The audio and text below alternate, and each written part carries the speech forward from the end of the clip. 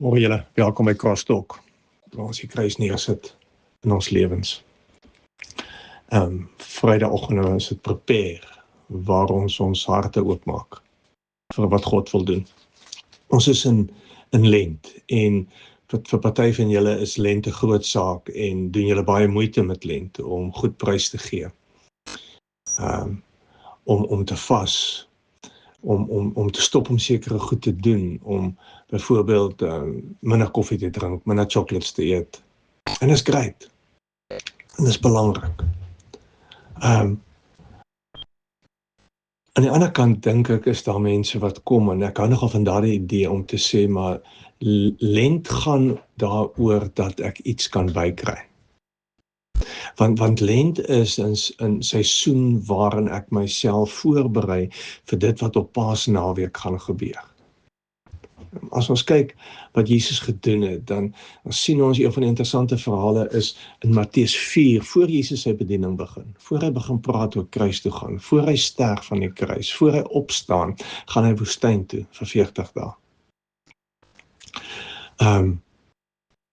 En is hy bereid om versoekings in die oë te kyk, en is hy bereid om te vas, en is hy bereid om te bid, en soos iemand sê, steun hy volledig op God en op God se woorde om hom deur hierdie moeilike voorbereiding te vat vir wat voor lê in sy lewe. So eintlik wat ons vir mekaar moet sê, Lent gee vir ons 'n kans om eenvoudig te gaan en te sê, stop waarmee ek besig is. Kom ek dink doelbewus, wat is dit wat op hierdie stadium in my lewe vir my belangrik is? Lent is daardie tyd wat ons net, ek wil amper sê, die pause knoppie bietjie druk oor ons lewens.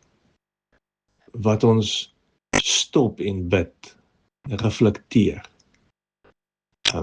Wat ons doelbewus dink en sê, maar wat is die goed waarmee ek besig is, wat ek op autopilot doen, onbewus van wie God hier by my is en wat God in my hart hier nou wil doen. So Lent gaan nie doelbewus om prysgawes te maak nie. Lent gaan nie daaroor om myself seker goed te weerhou van nie. Lent vra ons om stadiger te leef. En te glo dat Easter regtig 'n verskil maak. Want ten diepste gaan Easter oor die menswees van Jesus, dit wat hy moes deurgaan, die vernedering, die pyn, die hartseer, die teleurstelling, die mense wat ons is en wie ons besig is om te word. En Lent is daai ding wat die Here wil kom neersit en sê, maar daar's 'n ander pad, daar's iets anders is moontlik. Kyk, ons het soms nodig om in ons voetspore gestop te word en te sê, wie is ek?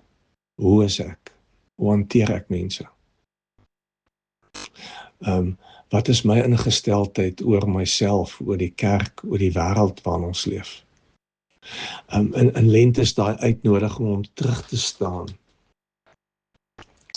en te sê, dink net bietjie, waarvoor moet ek dankie sê? Wat is die goeie goed wat ek mis, wat ek soveel keer net as vanselfsprekend aanvaar? Wie is die mense in my lewe wat vir my soveel werd is en soveel beteken?